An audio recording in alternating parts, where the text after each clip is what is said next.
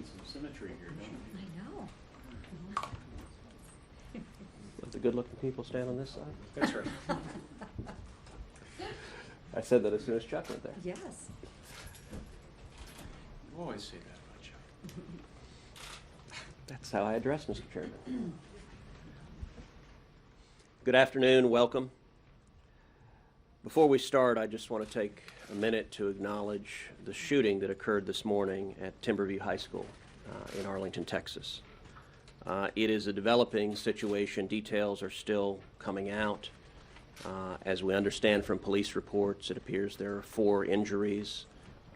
At present, it appears there are no fatalities. That obviously could change. And it's being reported that the incident began as an altercation between 2 students. All of those details are preliminary, and as more facts are discovered, we will learn what occurred there. But right now, I know all of us are lifting up in prayer the students and the teachers and the first responders and the parents. And there have been far too many of these at far too many schools, and so we are grateful for the courage and the heroism of the first responders, and we are hopeful that all of the students or individuals who may have been injured will come through and survive. We're here today because of the Biden border crisis that continues to rage on the southern border.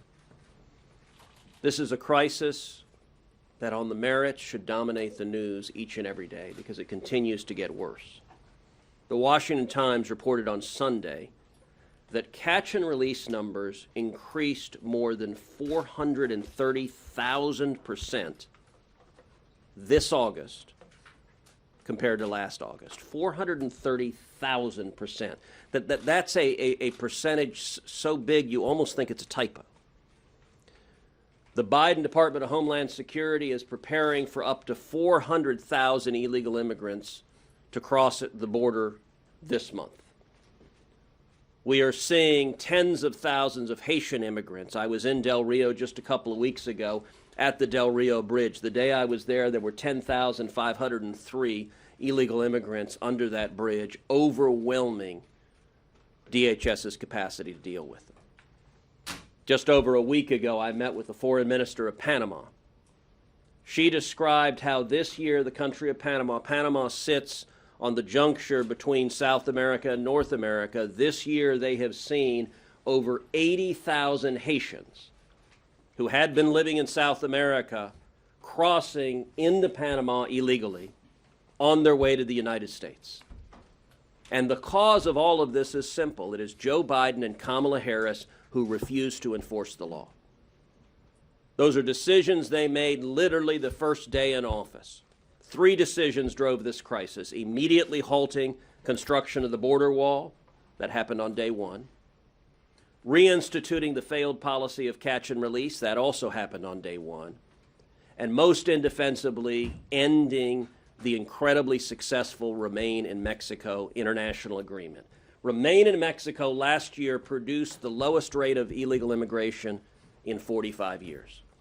This year, because Joe Biden and Kamala Harris refused to enforce the law, have continued to be utterly lawless, we are seeing the highest rate of illegal immigration in 21 years.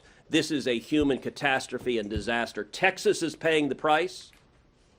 The last couple of weeks, I did roundtables with farmers and ranchers in South Texas who described the chaos of finding dead bodies on their ranch land day after day after day, who described moms in South Texas who described that they wouldn't let their teenage children go outside unless they carried a loaded firearm because there's so many human traffickers and narcotics traffickers crossing across their properties. This is a humanitarian crisis, it's a public health crisis, it's a national security crisis, and right now Joe Biden and Kamala Harris refuse to do a damn thing about it. Joe Biden won't even go to the southern border. And Kamala Harris refuses to go to the Rio Grande Valley, the epicenter of this tragedy. This tragedy needs to end, and Joe Biden and Kamala Harris need to follow the law. Next, recognize Senator Corner. Sorry. Well, the greatest beneficiary of the Biden border crisis are the criminal organizations that are getting richer by the day, charging fees to smuggle people into the United States. And they've learned that if you overwhelm the Border Patrol with unaccompanied children or just sheer numbers like we've seen at the border, that will then open lanes into the United States across the border with which to smuggle illegal drugs. Last year, about 93,000 Americans died of drug overdoses, and they were drugs primarily that come across our southern border. So while the Biden administration is playing checkers on the border, the cartels are playing three-dimensional chess. This is all part of a business model and plan they're using to exploit our laws. The tragedy is that we know that the Biden administration knows what to do. End catch and release. Give people an opportunity to make their asylum claims up front, and those who qualify can benefit from them. Those that can't are sent home. But the problem is now the Border Patrol says there are no consequences to illegally coming to the United States. That means there's no deterrence. And so more and more and more will continue to come.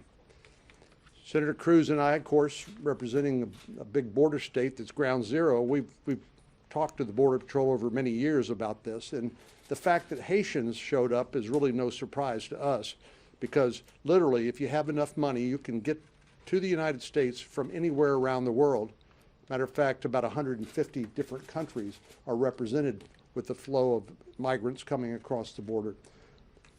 Finally, let me just say, the President's press secretary said Republicans have given speeches but offered no solutions. Well, Senator Sinema, who also represents a border state, along with Henry Cuellar from Laredo, Texas, a Democrat, and Tony Gonzalez and I have introduced a bill called the Bipartisan Border Solutions Act to try to give the administration some place to land if, in fact, they're actually interested in engaging and doing anything about it. So far, all we hear from the administration is crickets. What's happening now is just seems to be just fine with them because they have shown no indication of wanting to do anything about it. Senator Grassley. At my county meetings in Iowa, I hear about the problems of the crisis at the border. I hear about illegal immigrants coming to our country. They want the President of the United States to enforce the law. Governor Reynolds is at the border today with several other governors, because this is not a Texas, New Mexico, Arizona, California problem. This is a problem for all 50 states in the United States. And when illegal drugs come into Iowa from across the border, it's because the president isn't enforcing laws. When 15% of the people come across the border that have the virus, it's spreading the virus around the other 50 states. When we get terrorists arrested at the border, it's a national security issue. When we have law enforcement issues with criminals coming across the border, it's a problem for all 50 states. So I'm proud of my governor going to the border to bring attention to it, and other governors down there as well today, because this is not just a problem at the southern border. This is a problem that affects all 50 states, and the President of the United States takes an oath to uphold the Constitution, enforce the laws, and he's not doing it. And he should be doing it, and until he does it, we're going to have a continuing problem. Senator Ernst. Thank you. Just as my senior senator, Chuck Grassley, said, this is an issue for all 50 states. And we hear about it as we're out doing town meetings or visiting in all of Iowa's 99 counties. The reality, because of President Biden's failed policies on the southern border, the reality is that every state is now a border state. All of the issues that are affecting Texas and those that are seeing this sweep of illegals coming across the border, all of those issues are now facing every other state in our union. So whether it is sex trafficking, human trafficking coming over the border, drug trafficking, which the counter-drug officials in the state of Iowa says the majority of those drugs are coming up Interstate 35 through Texas from Mexico, it is affecting us. If it's gun trafficking, illegal gun trafficking, it is coming over the border from Mexico into the United States. All of these issues are affecting our communities and our families right there in the state of Iowa.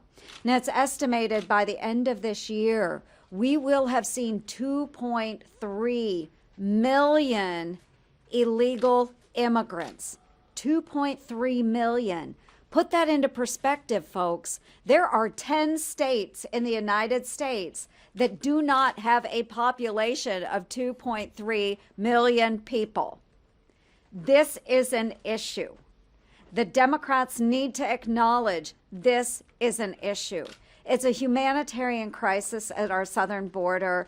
As Chuck Grassley stated, not only do we have illegals crossing the southern border that are trafficking drugs, guns, but we also have terrorists. One former Biden official has stated that with an extraordinary number of people crossing the border illegally, of course, we're going to have rapists. We're going to have those that are terrorists. We're going to have other bad people entering our country. So, folks, President Biden, please wake up. You have to address this situation. Republicans have solutions that we've outlined.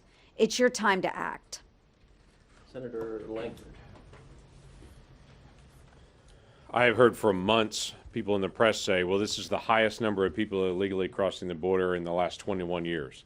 That's about to be updated because when the numbers come in the next couple of days for September, we will exceed the number from 21 years ago. And this will be a record number of individuals that have crossed our southern border. For some strange reason, people still seem to say this is some kind of cyclical event. This is a problem based simply on the policy changes that happened in January the 20th of this year.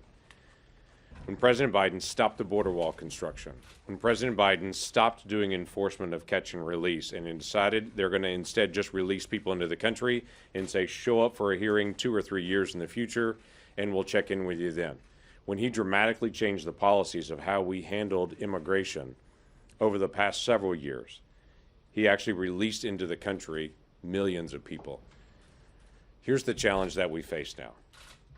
This administration knows full well how to be able to do this. They know how to be able to finish the wall. The pieces are already sitting there on the ground. We're paying millions of dollars to be able to watch those pieces just sit there in the desert. They know how to be able to finish the construction there.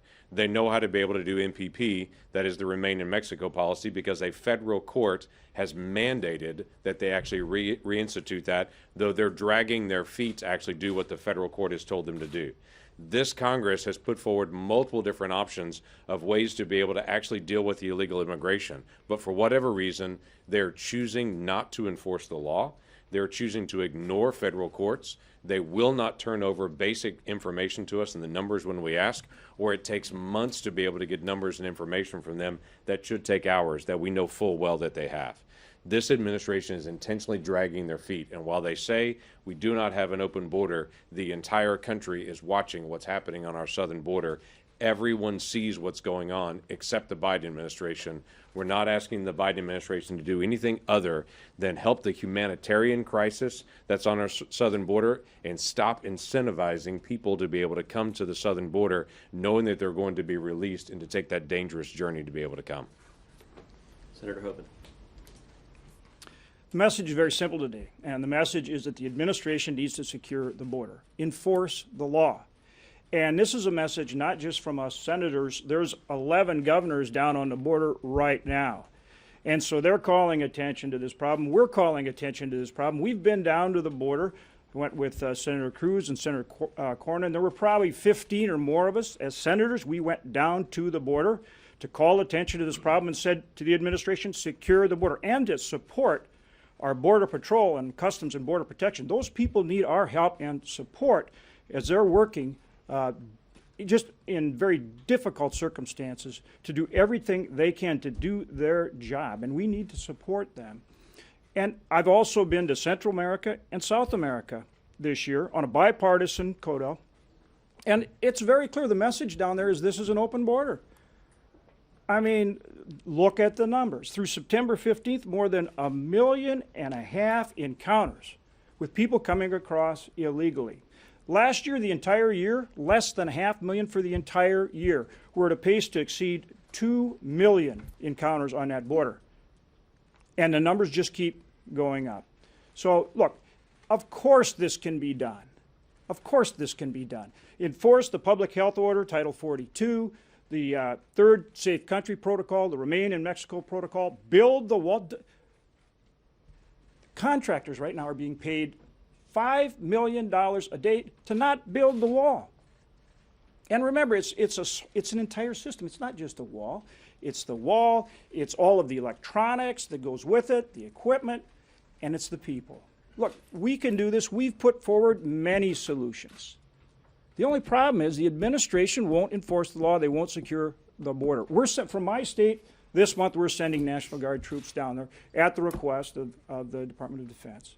So the governors are doing everything they can. The states are doing everything they can. We're doing what we can.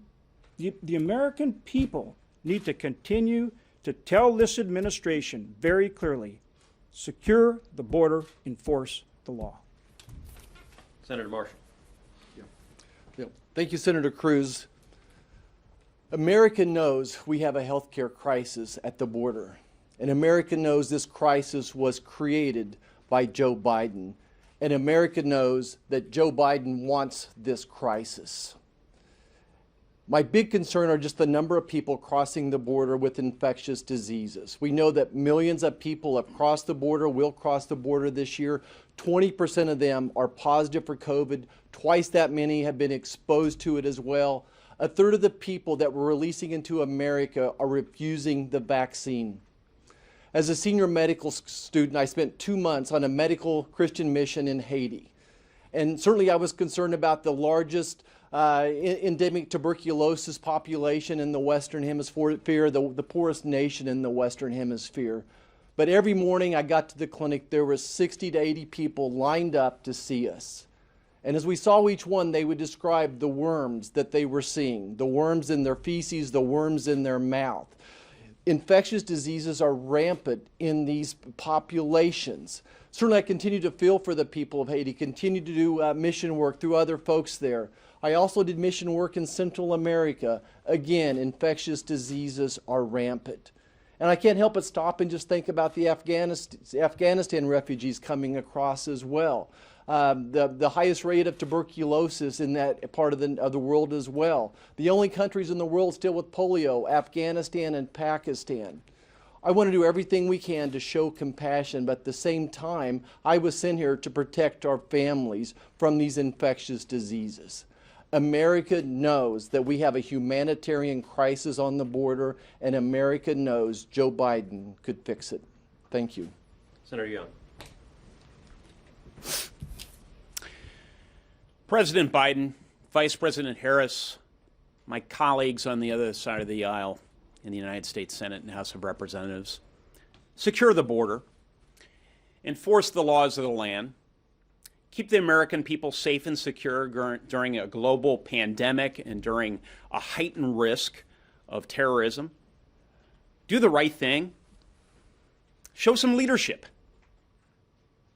The President of the United States campaigned as a steady hand, someone blessed with competence, the most qualified person in the United States of America to be President of the United States. And yet we have this situation. We have this situation where we have open borders, where there's an international perception, accurate, that one can fly to our southern border and walk right on in. There's also a growing perception that Democrats in Congress, as so many have advocated, just might slip an amnesty provision into a partisan reconciliation bill. Listen, it's time for leadership. I will be fighting, my colleagues will be fighting hammer and tong against this complete abdication of leadership moving forward. I visited the border in May, and I was just struck by the human dimension to all of this. Young children filing out of cars, escorted by coyotes, walking a couple of hundred meters from Mexico into gaps in the border wall where they were humanely apprehended by our brave Border Patrol agents. And others, of course, are not discovered, and they just blend into our society. But ultimately, so many of these individuals end up trafficking drugs, trafficking persons, trafficking young children, and that impacts the life of all Americans, certainly impacts the lives of Hoosiers. I have not seen the situation on the border this dire since I served along our southern border as a United States Marine in the mid-1990s. And I have to say, the situation has grown so alarming, so bad, that we even have a number of prominent Democrats who are starting to make their voices heard. Of course, the mayor of Del Rio, Texas, recently spoke out, and he asked President Biden to lead, to get control of this situation, to do his job as our commander-in-chief, as our chief executive. So I say once again, I plead with the president, with our vice president, with my Democratic colleagues here in the Senate and the House of Representatives to stop the insanity. Senator Kaptur. Thank you. I want to thank Senator Cruz for pulling us all together. You can see there's a lot of interest because this does impact every single state in the union. No state is not a border state. So I have a little bit of different perspective and statistics as I look at this issue. I agree with everything that's been said, but I am the ranking member on the Appropriations for Homeland Security. So we always hear that setting your budget, setting your spending priorities, shows your priorities as a nation, shows what you believe in and what you think is important. As we look at the Homeland Security bill as it's coming forward in an appropriation for this single year, number one, no wall funding. And I had heard the statistics that contractors are being paid $5 million a day to not build the wall. We've heard the stories of fences down and gates down and all of that where people are just walking through. But there is no increase, along with the defense budget, no increase in the Department of Homeland Security and in the DOD budget. So what does this tell you? This tells you that it's not a priority. That it's not a priority for this administration to get more agents, to get more wall, more defensive mechanisms to protect our border. And that, to me, shows that what we learned during the campaign and what we've seen as I've talked to Mayorkas and also to Ortiz, who's head of the Border Patrol, is that they didn't have a plan. And I'll take Ortiz out of that conversation and just say the administration, they didn't have a plan. They keep throwing their hands up saying, this is somebody else's fault. It's October, and the numbers are skyrocketing. It's obvious we have an open border. It's obvious by the thousands, tens of thousands of Haitians that were in the Del Rio Bridge where 11 babies were born during that period of time, that there is no plan. And so I want to say a great thanks to Mr. Ortiz, who's head of the Border Patrol, for trying to handle a very difficult situation. These are heroes that we have on the border trying to handle what has basically been no guidance, no effort to rein in, and no way to help and support our Border Patrol face these. They sent 2,000 agents down to Del Rio. These are agents that are disrupting drugs that are coming into West Virginia. These are agents that are making sure that the lawful commerce can go between our borders. These are agents that are away from their families, away from their own duty stations to fill in what was characterized as an emergency, and we've got another one coming. We know that. So I would implore the president and the vice president to act. It's important to my state of West Virginia. It's important to the nation. It's important to the people who are trying to get here legally. Where are they in this conversation? They're barely even discussed. So I want to thank you again for pulling us together. Thank you. Senator Scott. So I want to thank Senator Cruz for putting this together. I'm from an immigration state. We like immigration, but we like legal immigration. Floridians don't want people to come here illegally. They want people to come here legally. Now, if you just think about the numbers for a second, we're going to have about a little over 2 million people come here illegally this year. Think about that. By the end of this year, 1 out of every 150 people in this country will have come here illegally this year. 1 out of every 150 people will have come here illegally this year. That's staggering. So you look at my state. We have more fentanyl coming in the state. Talk to sheriffs all across my state. But here's something I found fascinating when I was governor of Florida. There was a refugee issue when I was governor. I talked to the Obama administration, Biden administration, and they told me I had no right to any information about any refugee that was coming into my state. No vetting information, no healthcare information, no criminal background, where they were from. They said, as the governor of Florida, I didn't have any right, and law enforcement didn't have any right. That's wrong. If we're going to bring in refugees in this country, our governors, our mayors, all of our law enforcement needs to have all the information so they can take care of their communities. We'll do a couple of questions. Senator touched on this a little bit, but most of these migrants are not being medically checked for COVID. Are you concerned about a spike in diseases that have been eradicated in the past?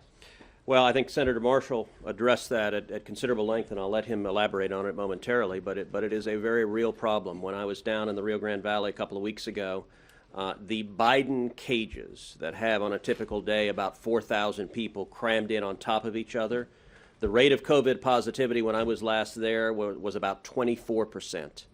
And the Biden administration is releasing illegal immigrants who are COVID positive into every community across the country. They're releasing them into South Texas. Just McAllen alone, this year the Biden administration has released over 7,000 illegal immigrants into McAllen, Texas, who were COVID positive. To put that in perspective, the population of McAllen is about 141,000. 5% of the city of McAllen consists today of illegal immigrants with COVID that Joe Biden released this year. It is a crisis. It is dangerous. The Del Rio Bridge, when I was there, they weren't testing anybody. They had no idea who had COVID and who didn't.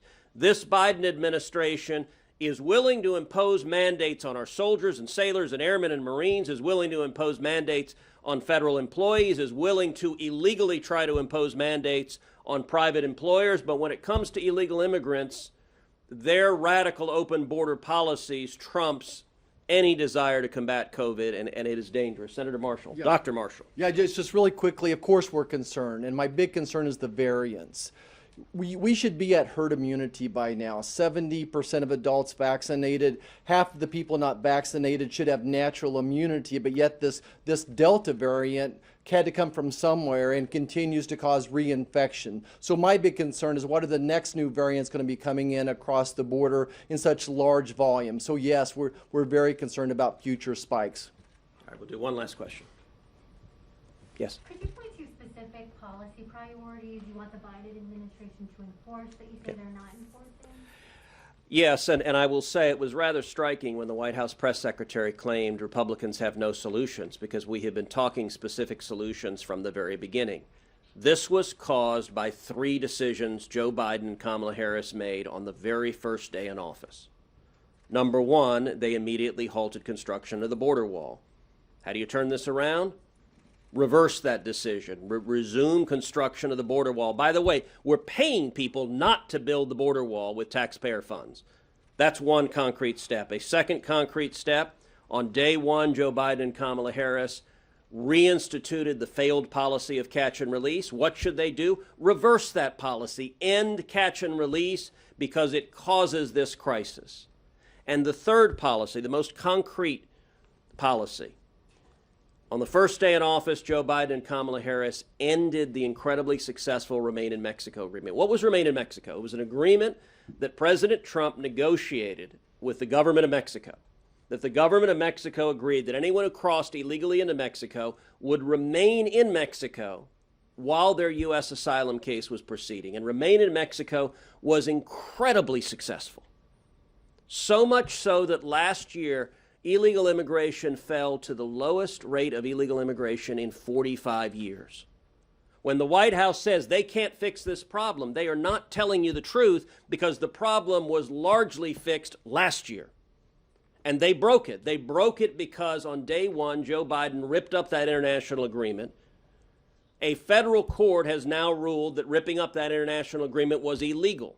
The Biden administration is under an order from a federal court to return to that agreement, and they are slow walking. I've talked to Border Patrol officials who have said that the Biden DHS is slow walking compliance with that order.